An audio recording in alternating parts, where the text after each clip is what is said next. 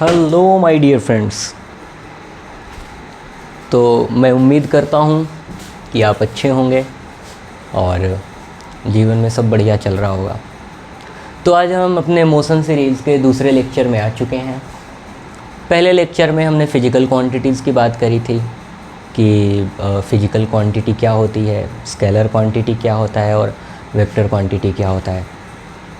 तो इन चीज़ों को ख़त्म करने के बाद आज हम दूसरे लेक्चर में पहुंच चुके हैं और इस लेक्चर में हम बात करेंगे कि मोशन ही क्यों पढ़ रहे हैं, क्या ज़रूरत थी। अगर आप बोल रहे हो कि ये फ़िज़िक्स का अल्फ़ाबेट है तो मोशन ही क्यों, कुछ और पढ़ लेते, कहीं और से फ़िज़िक्स शुरू हो जाती, इसी को पढ़ने की क्या ज़रूरत है। फिर इसके बाद हम डिस्कस करेंगे कि किसी बॉडी की स्टेट क्या होती है, रेस्ट और मोशन को डिस्कस करेंगे। तो मोशन इसलिए पढ़ना ज़रूरी है और इसको समझना इसलिए ज़रूरी है कि प्रकृति में अगर देखा जाए तो सब कुछ चलता हुआ है, सब कुछ चल रहा है। अरे लेकिन हम तो रुके हुए हैं। देखो मैं भी रुका हूँ, आप बैठ के देख रहे हो, आप भी रुके हो, तो फिर कहाँ चल रहा है। नहीं, नज़रिया बदलना पड़ेगा, आपको चांद से जाके देखना पड़ेगा। तो जब चांद से आके देखोगे तो धरती घूम रही है। अब धरती घूम रही है, हम भी धरती पे खड़े हैं तो हम भी घूम रहे हैं, तो चल ही तो रहे हैं। मतलब प्रकृति में सब कुछ चलता हुआ ही दिख रहा है। एक छोटा बच्चा भी होता है तो आप देखोगे वो जब चलने की उम्र तक पहुंच जाता है तो वो भी चलने के लिए परेशान हो जाता है, फिर उसके लिए वॉकर आता है और पता नहीं क्या क्या आता है। तो चलना एक बहुत नेचुरल चीज़ है, हर कोई चलना चाहता है और ये मतलब बहुत स्टार्टिंग से ही अपने अंदर ये आ जाता है कि नहीं चलना है। मुझे याद है मेरा छोटा भाई है, वो उसको हम ऐसे हाथ पकड़ के चलाते थे। तो बहुत नेचुरल चीज़ है। तो आज के लेक्चर में हम क्या पढ़ने वाले हैं, आज के लेक्चर में हम डिस्कस करेंगे स्टेट ऑफ अ बॉडी, किसी बॉडी की अवस्था। अच्छा, एक बार फिर मैं आपको समझा दूं, जब भी हम बॉडी बोलेंगे तो बॉडी का मतलब ये बॉडी नहीं, ना भाई ना, ये बॉडी नहीं। बॉडी का मतलब कुछ भी, ये बोर्ड, ये टेबल, फैन, ये मेरा बेड, कुछ भी, एनीथिंग, कुछ भी, हम किसी भी चीज़ को बॉडी बोल सकते हैं। बॉडी का मतलब होता है वस्तु, फिजिक्स की भाषा में कोई भी वस्तु, ठीक है। तो स्टेट ऑफ अ बॉडी, आज हम बॉडी के स्टेट को डिस्कस करने जा रहे हैं। तो स्टेट का मतलब क्या होता है, अवस्था। कौन सा अवस्था, रेस्ट वाला या फिर मोशन वाला। तो किसी भी बॉडी का दो स्टेट हो सकता है। कितना स्टेट हो सकता है, दो स्टेट हो सकता है। या तो बॉडी रेस्ट में होगी या फिर बॉडी मोशन में होगी, दो ही स्टेट हो सकता है। सर क्या तीसरा पॉसिबल नहीं है, क्या ऐसा नहीं हो सकता है कि बॉडी रेस्ट में भी हो और मोशन में भी हो। खुद से सोच के देखो, है क्या पॉसिबल। अब मैं बोलूँ कि नहीं मैं यही कूद रहा हूँ तो रेस्ट में भी हूँ मोशन में भी हूँ, नहीं भाई नहीं, ऐसा नहीं है। मोशन में आ गया मैं। तो मोशन और रेस्ट का डेफिनेशन क्या है हम करते हैं, अभी डिस्कस करते हैं। तो ये रेस्ट क्या है, रेस्ट क्या है। अगर कोई बॉडी टाइम के रिस्पेक्ट में, किसके रिस्पेक्ट में, टाइम के रिस्पेक्ट में, अगर कोई बॉडी टाइम के रिस्पेक्ट में अपना पोजीशन चेंज नहीं करता है तो वो कौन से स्टेट में है, रेस्ट में है। पोजीशन चेंज करने का मतलब क्या है, स्थान बदलना। पहले यहाँ है, फिर कहीं दूसरे जगह पर जाएगा, फिर तीसरे चौथे, ऐसे चलता जाएगा, मतलब स्थान चेंज करेगा, पोजीशन चेंज करेगा। तो अगर टाइम के रिस्पेक्ट में पोजीशन चेंज नहीं कर रहा है तो रेस्ट में है, और टाइम के रिस्पेक्ट में पोजीशन चेंज कर रहा है तो मोशन में है। इसी बात को हम लिख लेते हैं। रेस्ट का डेफिनेशन क्या है, if a body changes its position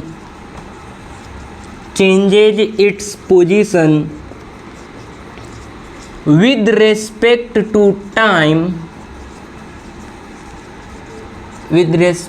to time, then the body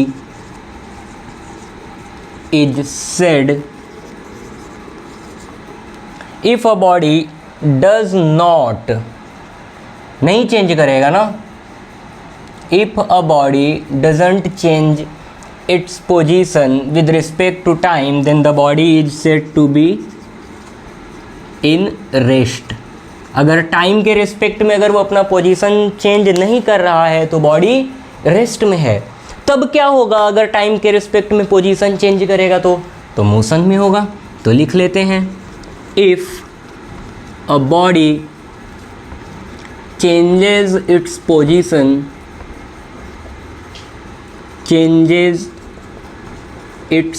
position with respect to time, then the body is said to be in motion। ठीक है, तो अगर मैं अपना वॉच देख रहा हूँ, वॉच में टाइम चल रहा है और टाइम के चलने के साथ मेरा पोजीशन चेंज नहीं हो रहा है, मैं यही हूँ, तो मेरा स्टेट क्या होगा, रेस्ट का। अगर वॉच में मैं देख रहा हूँ, वॉच में देखने के साथ अगर जैसे जैसे टाइम पास हो रहा है, टाइम गुजर रहा है, वैसे वैसे मेरा पोजीशन चेंज हो रहा है, पहले वहाँ था यहाँ था, तो जो टाइम पास हुआ मैं अपना पोजीशन भी चेंज किया हूँ, तो मैं किस स्टेट में आ गया हूँ, मोशन में आ गया हूँ। तो ये तो डेफिनीसन है रेस्ट और मोशन का। तो क्या ये कंप्लीट डेफिनीसन है? नहीं, कंप्लीट डेफिनीसन नहीं है। मोशन और रेस्ट इस बात पर भी डिपेंड करता है कि हम किसी वस्तु को कहाँ से देख रहे हैं।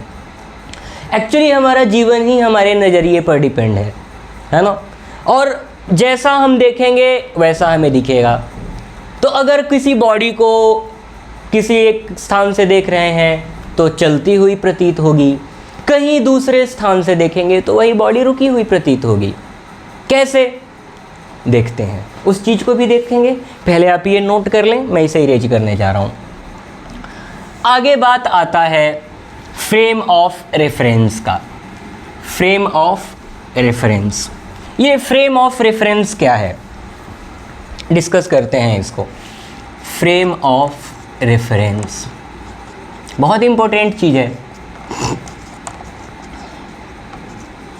Frame of reference, frame of reference क्या होता है? ये एक पॉइंट होता है जहाँ से किसी बॉडी के स्टेट को ऑब्जर्व किया जाता है। फिर से, फ्रेम ऑफ रेफरेंस क्या होता है? एक पॉइंट होता है जहाँ से किसी बॉडी के स्टेट को ऑब्जर्व किया जाता है। जैसे अगर मैं खुद को अर्थ के रिस्पेक्ट में देखूं तो मैं रुका हुआ पाऊंगा अपने आप को कि नहीं, मैं तो टाइम के साथ अपना पोजीशन नहीं चेंज कर रहा हूं। लेकिन अगर कोई मून से मुझे देखे तो मेरा पोजीशन क्या होगा, चेंज होता जाएगा, क्योंकि अर्थ भी घूम रही है। तो मून से कोई देख रहा है तो उसको भी मैं घूमता हुआ दिखूंगा। समझ आ रहा होगा आपको मेरे ख्याल से। तो फ्रेम ऑफ रेफरेंस क्या है? It is a point from which the state of a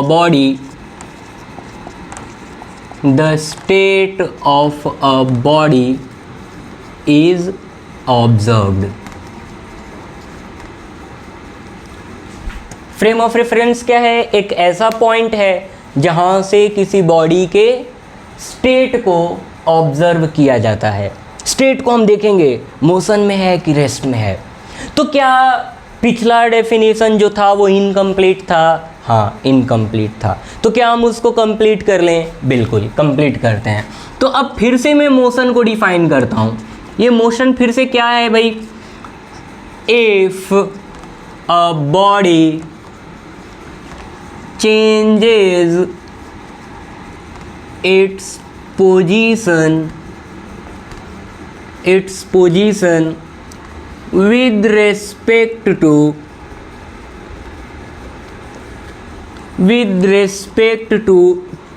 time। क्या सिर्फ टाइम से काम चल जाएगा? ना भाई ना। क्या चाहिए इसमें? Frame of reference. If a body changes its position with respect to time and the frame of reference, जहाँ से हम देख रहे हैं उस रिस्पेक्ट में भी बॉडी का पोजीशन चेंज होना चाहिए। with respect to time and the frame of reference, then the body is said to be in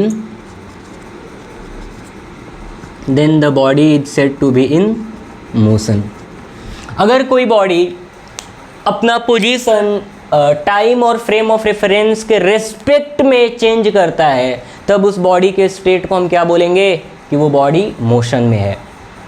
अगर कोई बॉडी अपना पोजीशन टाइम और फ्रेम ऑफ रेफरेंस के रिस्पेक्ट में चेंज नहीं करेगा, तो उस बॉडी को हम किस स्टेट में बोलेंगे? रेस्ट में बोलेंगे.